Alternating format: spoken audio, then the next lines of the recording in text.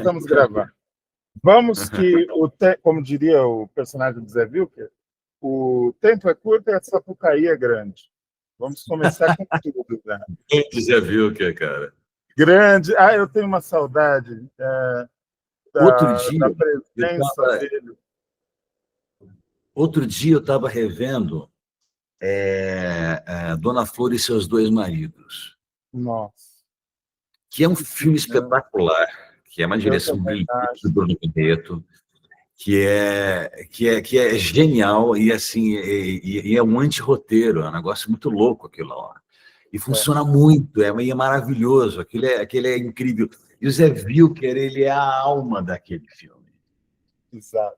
Literalmente, né? Nesse caso, todas literalmente. As intenções do Jorge Amado naquele romance, o Bruno concentrou na personagem do Zé. E ele soube aproveitar de uma maneira maravilhosa. Ele é a alma do filme, exatamente. Sônia Braga está deslumbrante, o Mauro Mendonça é deslumbrante, é um filmaço, cara. É um filme que ele entrou para a antologia, tipo o nosso recorde de bilheteria durante muitos e muitos anos, né? Mas ele não é debatido como a obra-prima que eu acho que ele é. Eu também concordo inteiramente com você. Aliás, eu acho que a filmografia do Bruno Barreto tem duas pérolas do cinema nacional, que é não que o resto não seja bom, entendeu? Porque aquele do ônibus, não me lembro agora do número, 178, uma coisa assim, que é maravilhoso. 174, não é? Que é maravilhoso. Mas eu acho que Dona Flor e Seus Dois Maridos e aquele filme, ai meu Deus, como é o nome? Com a Glória Pires, não é Rosas Brancas, que ela faz a... Ela faz esqueci o nome, cara. Oh, meu Deus do céu. Eu não lembro. É muita coisa. É sensacional.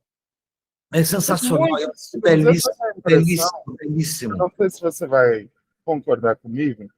Tem pérolas do cinema que não têm a devida atenção. Um filme que eu amo e que é muito pouco falado é o Bar Esperança. Pô, Bar Esperança é maravilhoso. Não é lindo? É lindo aquilo. E sabe por quê? Porque o Bar Esperança, ele é um filme brasileiro na sua essência, né? Você tinha uma coisa... O Carvana era um cara genial, ele era um cara muito... Ele era muito autêntico no que ele fazia. Aliás, eu acho tudo que o Hugo Carvana fez, eu acho deslumbrante, cara. Eu acho foda, sabe assim? Eu acho engraçado que a gente paga pau para um monte de gente lá de fora e não paga pau para quem é daqui, né? É um negócio, meio doido. Tem uma história maravilhosa do Hugo Carvana, que o Mário Prata conta num livro dele, que o Hugo sofreu um acidente de carro muito feio. Desculpa, não lembrei não, eu fui com Flores Raras, pelo amor de Deus. Flores Raras. É muito bonito, é muito bonito. Quem estiver assistindo, vá atrás, que o filme é lindo. Então, o Mário Prata conta essa história que nos anos 70, o Hugo Carvana sofreu um acidente de carro feio, quase morreu, ficou todo machucado, todo quebrado em cima da cama em casa. Ele falou, pô, vou visitar meu amigo, né? Ele morava no Rio na época. Pegou o carro, foi no apartamento do Hugo, o Hugo todo quebrado, perna engessada, sabe aquela perna que fica para cima? Braço todo arranhado. Falei, poxa, mas que coisa, me conta. Aí contou, passou lá à tarde com ele. Tem alguma coisa que eu posso fazer para você? Falei, pô, Prata, eu estou precisando de um dinheiro que você imagina. Agora sem poder trabalhar, não sei o quê. Prata tinha contrato na Globo, autor da novela das 7. Foi lá e fez um checão para o amigo dele. Depois de uns dias voltou para visitar o Hugo. Estava o Hugo na mesma cama, assistindo TV numa linda TV a cores, com um controle remoto, em 1977. Ele pegou o dinheiro do Prata e foi comprar a TV e explicou, eu não vou passar um mês deitado nessa cama sem assistir televisão. E eu preciso do controle remoto. E ele falou assim, eu que era autor da novela das 7, vi minha novela em preto e branco. Estava lá o Hugo, vendo na sua bonita TV colorida. Uma pessoa como essa tem que ser mais discutida, mais debatida. só no Brasil, né? Que coisa linda. A filmografia do Carvana é muito boa, é muito interessante.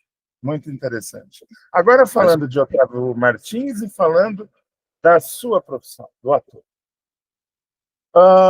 Nós agora conseguimos normalmente as pessoas... Não, desculpa, é que normalmente as pessoas colocam muita a coisa só do ator ali na profissão, né? Mas é que, além disso, também, como eu dirijo e eu roteirizo, eu sou roteirista, então, quando a pessoa fala da minha profissão, eu falo assim, cara, a minha profissão é contar história.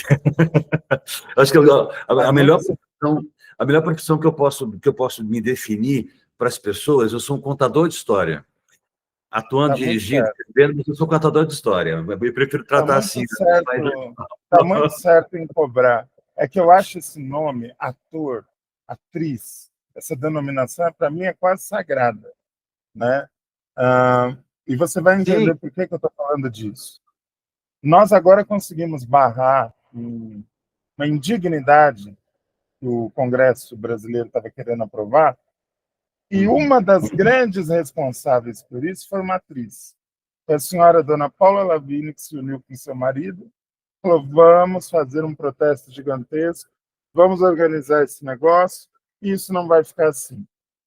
E muitos outros atores, atrizes, criadores, gente da cultura, gente de resistência, pessoal da educação, o pessoal se uniu, foi para a rua e barrou.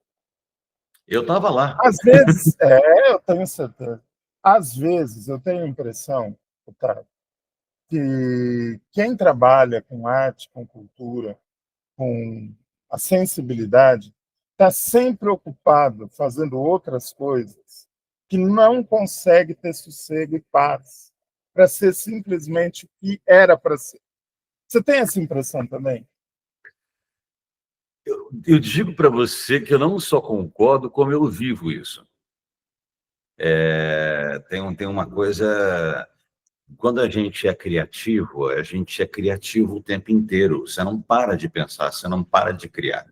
E quando você não está trabalhando dentro de um objeto de criação específico, seja fazendo um personagem, seja lá o que for, quando você está inserido naquilo, aquilo te ocupa e você já começa a ficar preocupado, porque você fala assim, depois que eu estreio peça, por exemplo, eu já começo a falar, cara, eu preciso criar outra coisa. Né? Porque eu já executei, eu faço aquilo todos os dias e eu adoro fazer aquilo todos os dias. Mas, ao mesmo tempo, a minha mente já começa, é um gatilho. Eu já começo a dizer, cara, o que eu vou fazer depois? Como se não houvesse espaço para desfrutar uma conquista, né? É quase isso. É quase, mas é que a conquista não é um resultado. Esse é o negócio. A conquista não é o resultado. A conquista é o processo. Se uma peça vai ser premiada ou não, se ela vai ser um sucesso ou não, se um personagem na TV vai vingar ou não, isso não depende necessariamente de você, como criador. Tem processos de produção, tem outros aspectos que tem que se importar com isso. Mas, a princípio, o trabalho criativo dentro de um processo é criar.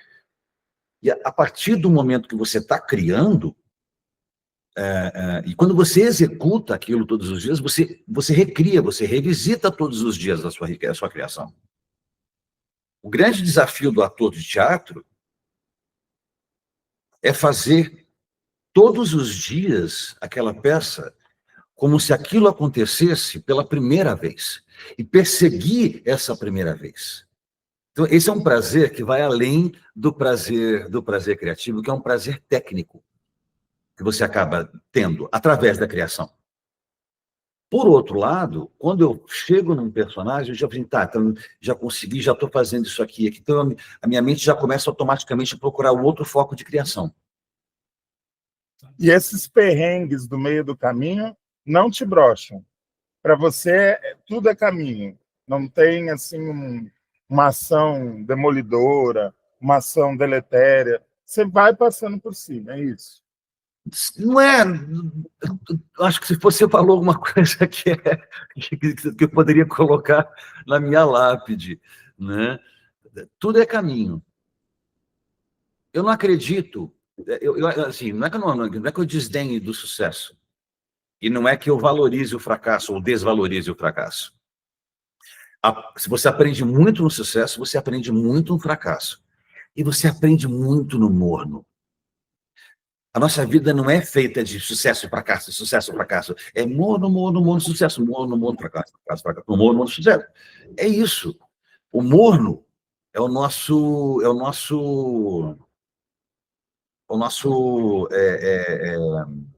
dia a dia. É onde a gente se concentra. É onde a gente trabalha. Por isso que acho que a questão da criação, para mim, pelo menos, ela ela é uma inquietude. Talvez por isso até eu tenha ido muito para a escrita, eu tenho começado a escrever muito, porque não é sempre que você consegue exercitar o seu trabalho de ator. Que eu falo não é sempre, tipo, você não está todos os dias fazendo aquilo. Eu não sei se você esteja fazendo, mesmo que você faça uma novela, mesmo que você faça 5 anos As Aventuras de Poliana e Poliana Moça.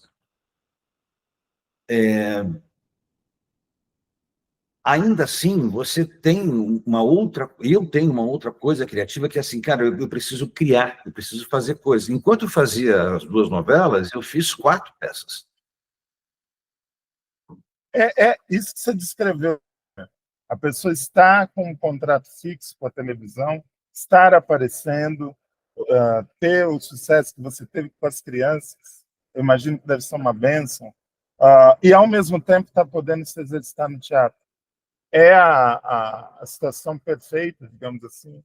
É o que um ator brasileiro, nas nossas condições, pode almejar de melhor? Eu acho que a gente sempre pode almejar melhor.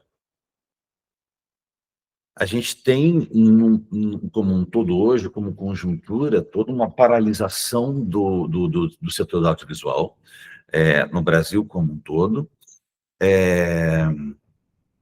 Existem muitas discussões a respeito disso. A regulação do streaming é uma coisa que já deveria ter sido colocada em pauta no primeiro dia da ministra da Cultura, que é um assunto que está sendo empurrado com a barriga, e isso prejudica o mercado inteiro. Não é assim que se administra a cultura no país.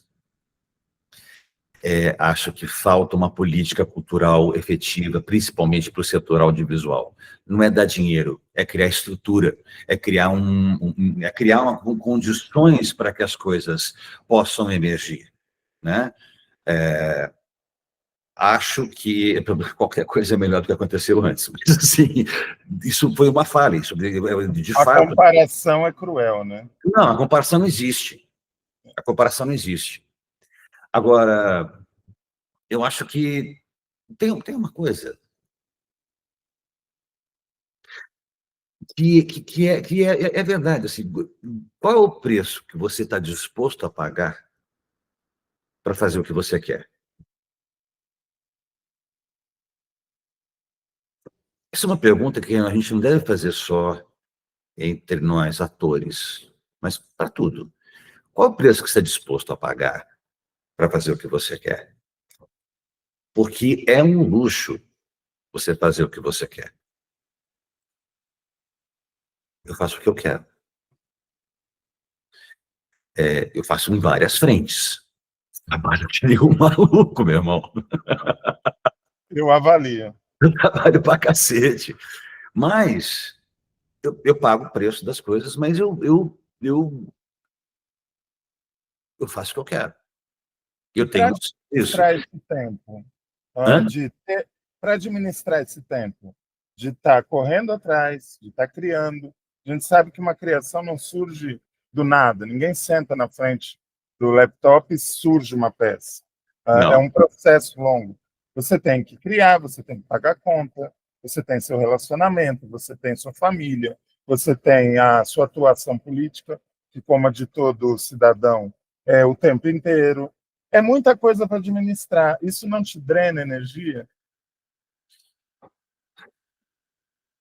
Não.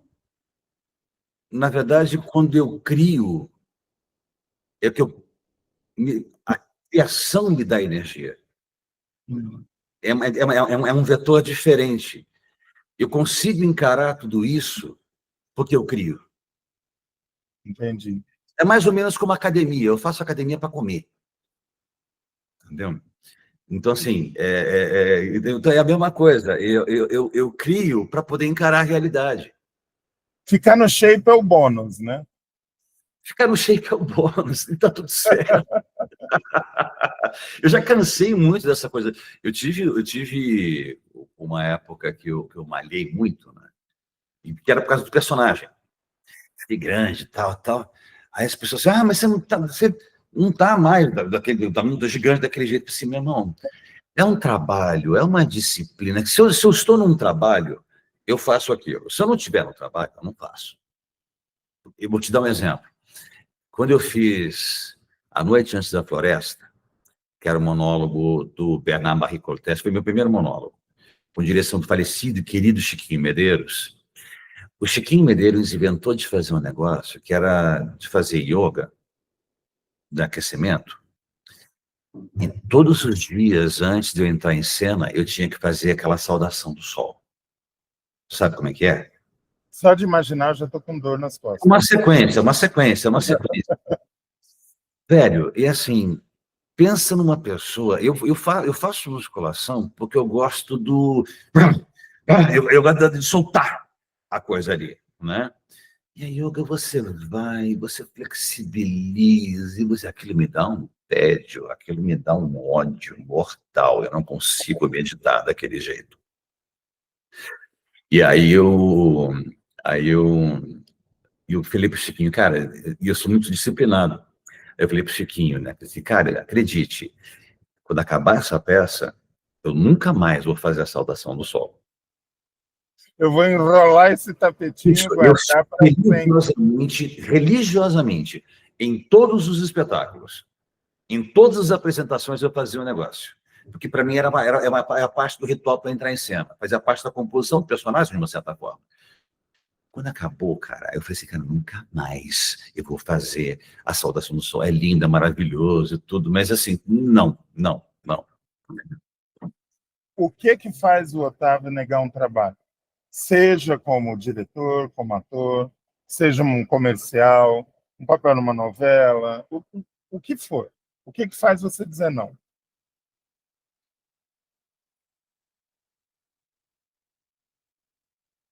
Eu acho que o principal fator que me faz dizer não para ofertas de trabalho é salário, é dinheiro, é o valor das coisas. Falta valorização, você imagina. Pensa isso. Não acho que falte valorização. É que, assim, como o mercado caiu como um todo, os cachês caíram como um todo, tudo caiu como um todo, as pessoas saíram cometendo barbaridades e oferecendo valores irrisórios para as pessoas. E tem gente que pega porque precisa, está tudo certo, está tudo bem. Eu acho que isso é um problema de regulação. Isso é um problema de estruturar uma política pública efetiva para o setor, que não tem. Agora, outros fatores me levam também a falar, não, tipo, se eu não concordar com o posicionamento da história, veja bem, não é o posicionamento do personagem. Se eu fosse para concordar com o posicionamento do personagem, eu não tinha feito vilão de novela. Né? E até porque eu fazia o vilão, e uma das coisas que era uma das coisas mais bacanas, mais queridas dentro do processo da criação do Roger, foi que a primeira liberdade que o seu Reinaldo Buri me deu, que eu agradeço até hoje, seu grande seu Buri querido. É um dos homens que fez a televisão brasileira. Cara, o cara era cameraman da Tupi, o começo da Tupi. O cara sabia tudo, ele sabia tudo. E ele me deu a liberdade de fazer um personagem que originalmente era só um homem duro. E aí eu perguntei para ele assim, cara, eu posso brincar com um personagem? Eu posso fazer uma voz de quadrinho? E a voz de quadrinho foi trazendo um monte de situações para ele, e eu propunha coisas, os caras aceitavam, vamos embora, porque eu não fugia da história. Aí a equipe começou a ver o que eu estava fazendo e começou a comprar a história, e aí foi indo, entendeu? Foi muito gostoso, foi muito legal o processo, foi muito legal, foi de criação mesmo. Talvez seja um dos grandes baratos da novela, é quando você consegue criar essa roda, né? Que depois gira sozinha, do diálogo com os autores e com os diretores, e aquilo, um embarca na brincadeira do outro, e gera uma coisa que anda sozinha, como eu falei. Né? No geral, sim. Toda novela tem um miolo que é um desespero. Já fiz 6 novelas. Toda novela tem um miolo que é um desespero, porque você passa... Você está lá procurando o final e não enxerga nada. Não, mano, você passa, tipo, 4 semanas falando praticamente a mesma coisa. Sabe, assim, 4 ou 5 semanas que você passa falando praticamente o mesmo texto. Você fala assim, mas peraí, já aconteceu isso comigo. Eu já gravei essa cena, né? Eu falo assim, não, a gente fez uma cena igual, mas é outra. Caraca, entendeu? Assim, mas é isso, porque tem a máquina acontecendo ali e tudo mais. Qualquer que seja o processo, quando você recebe uma oferta de trabalho,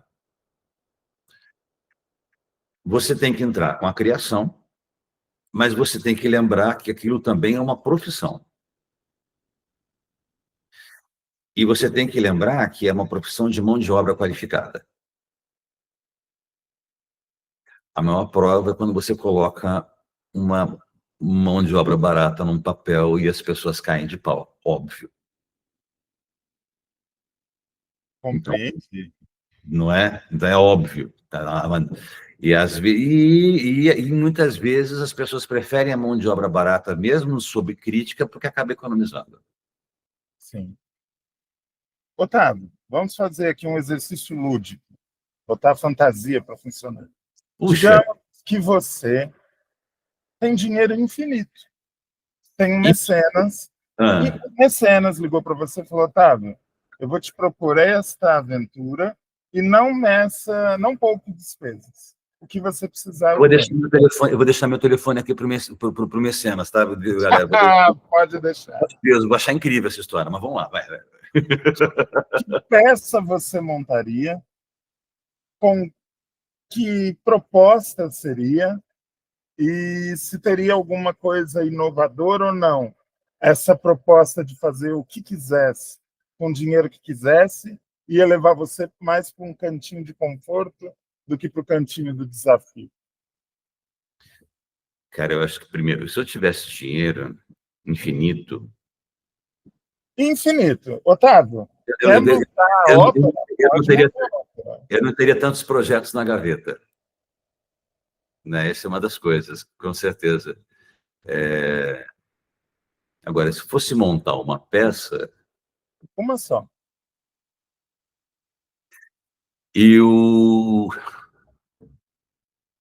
Puxa vida, Não me vem dizer, ia montar uma companhia. Não. Não. Mas eu acho que eu faria... Ou eu dirigiria o Pato Selvagem, do Ibsen, tá? Que eu adoro essa peça. Eu adoro essa peça. Ou eu dirigiria o Pato Selvagem, ou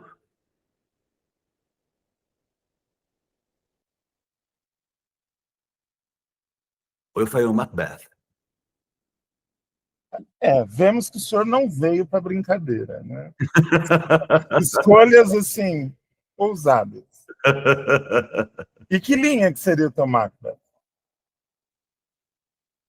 Se eu for atuar, é a linha que o diretor quiser. Eu sou muito... Eu tenho uma coisa, cara, que é assim, eu chamo uma...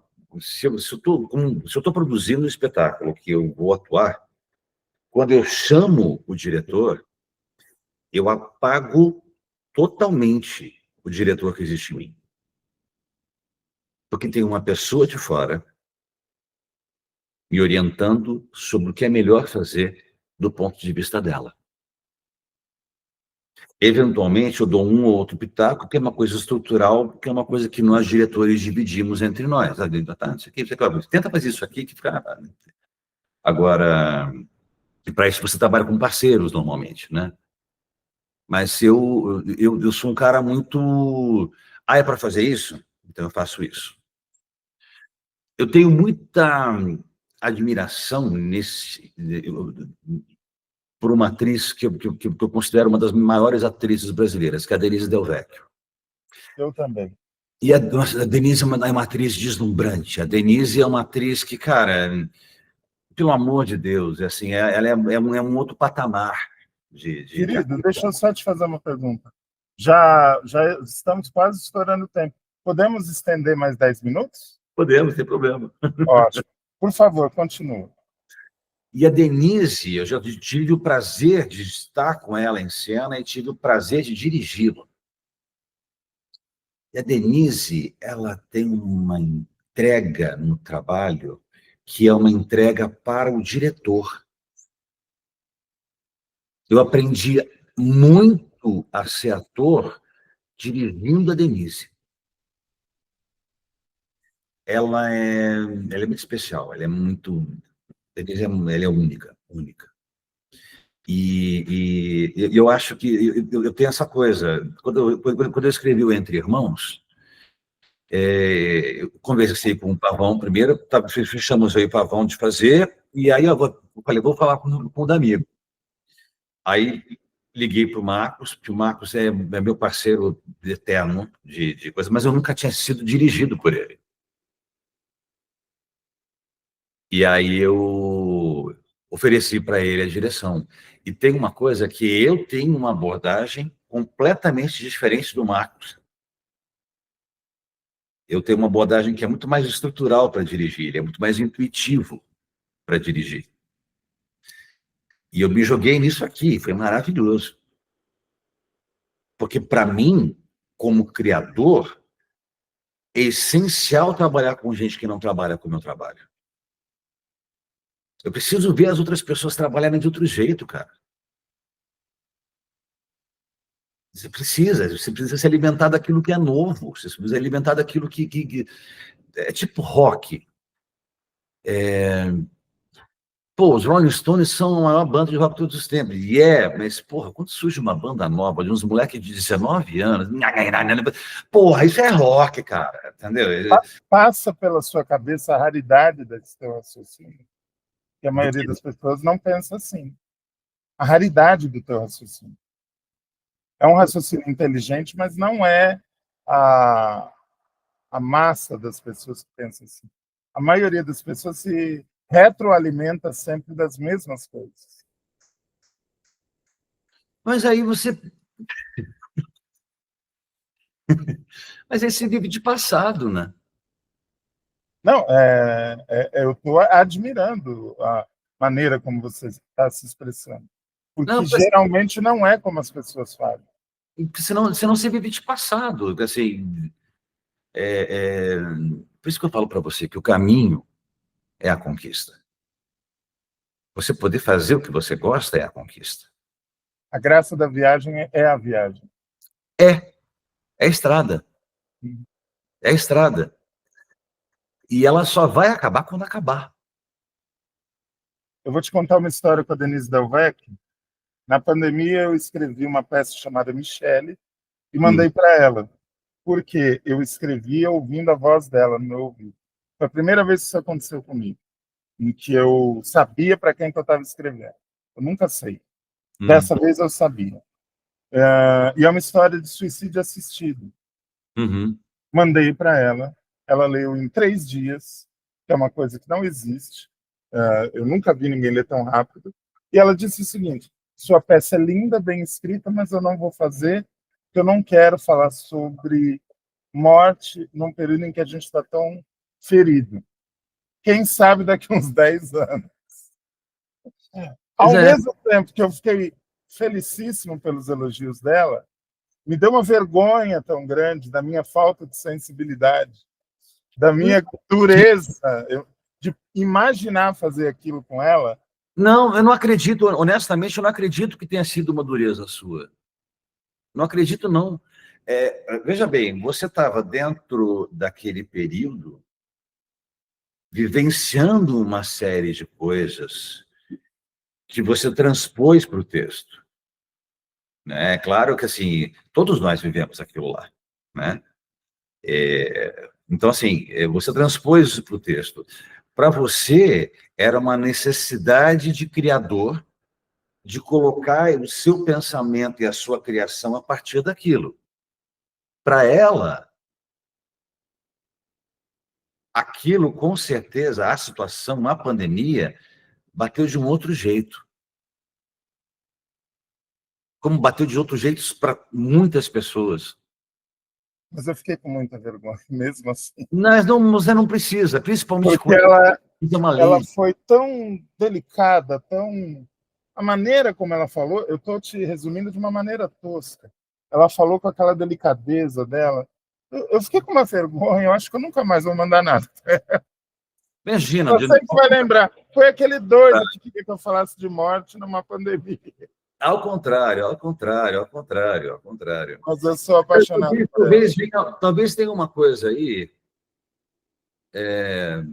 que eu estava conversando outro dia, enfim, com uns amigos, que eu acho que existe uma tendência geral, generalizada dentro da dramaturgia em geral, seja na teledramaturgia, seja mas principalmente no teatro, de ter uma abordagem distópica, nihilista,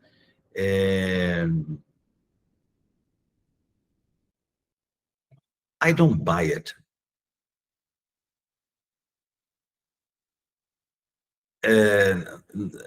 Todo mundo fala sobre tudo, mas é que, assim, tem uma coisa da vida, cara, que é...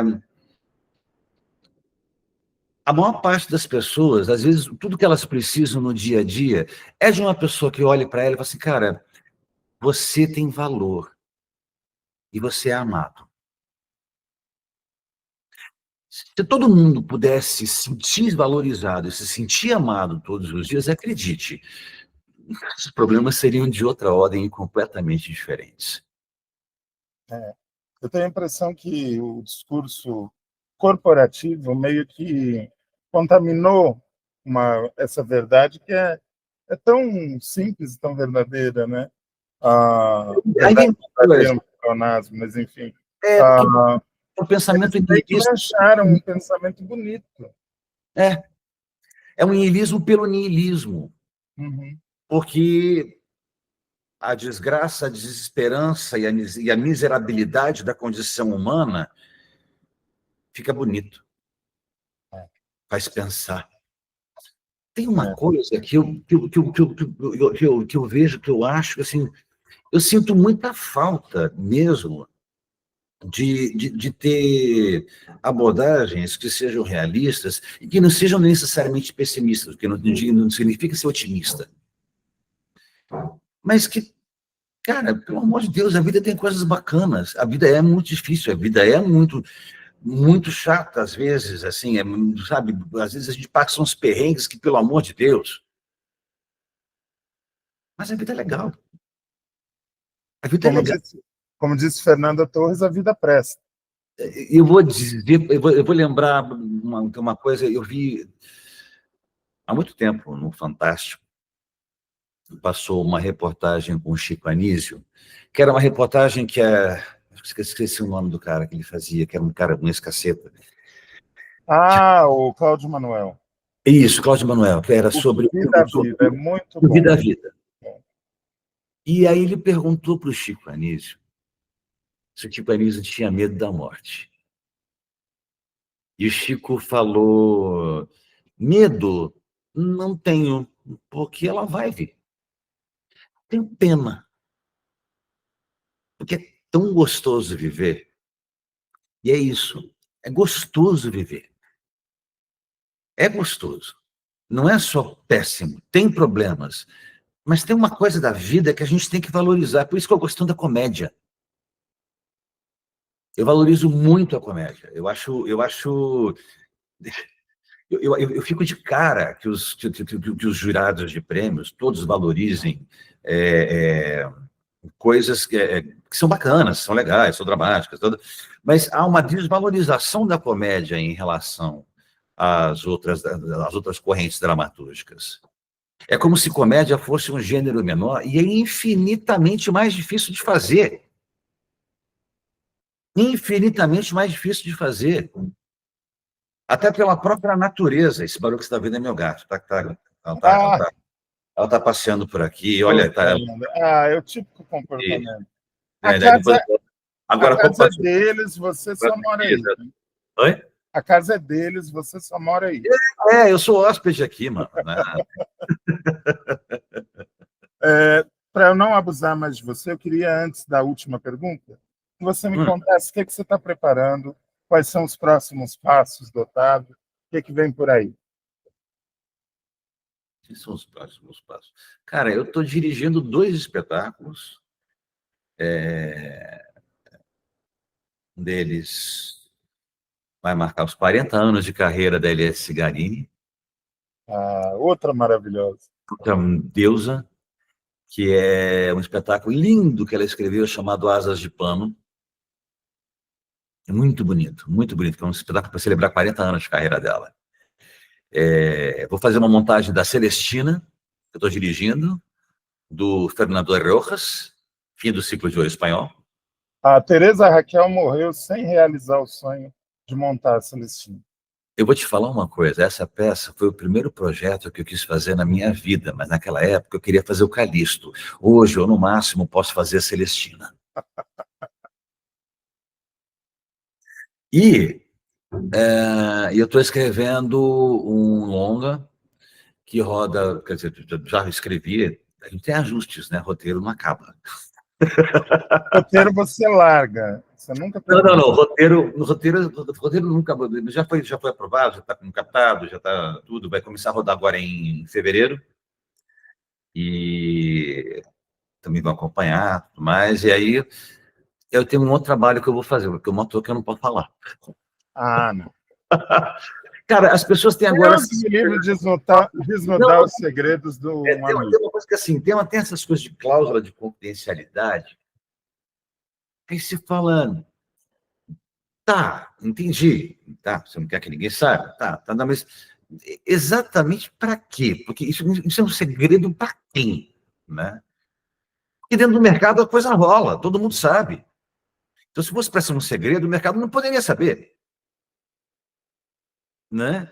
Então, mas é um charminho, que eu acho uma charme tão besta, sabe assim? Mas, ok. Vamos respeitar, né? Última pergunta, para eu poder te liberar do cativeiro. Olha, eu vou te falar uma coisa, você tem direito a mais 14 perguntas, porque o papo está ótimo. Não, vamos marcar outro dia para render.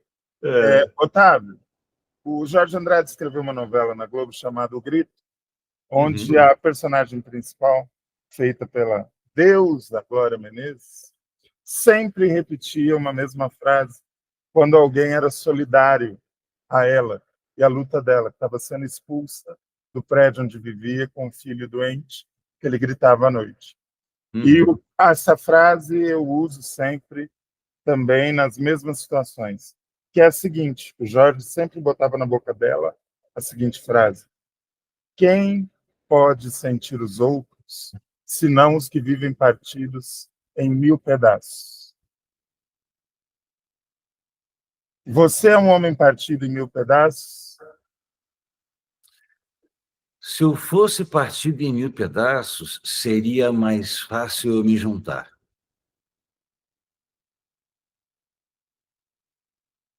Uma resposta mais bonita que a pergunta. Não. Entrevistar dramaturgo dá nisso. Não são só 1000 pedaços. São muito mais. Muito mais. E o que cola esses pedaços? A criação. A arte cura, né? Eu crio porque eu preciso da criação. Ela não precisa de mim. Basicamente isso. Basicamente, Otávio Martins. Terminamos. Muito obrigado, muito obrigado, muito Obrigado a obrigado. você, Zé Vitor. Pô, foi Foi maravilhoso. Vamos marcar de novo mais adiante. Vamos, querido. E assim que eu publicar, eu mando o link para você. Tá bom, fechado. Um beijo, foi maravilhoso, viu? Obrigado, querido. Valeu. Tchau.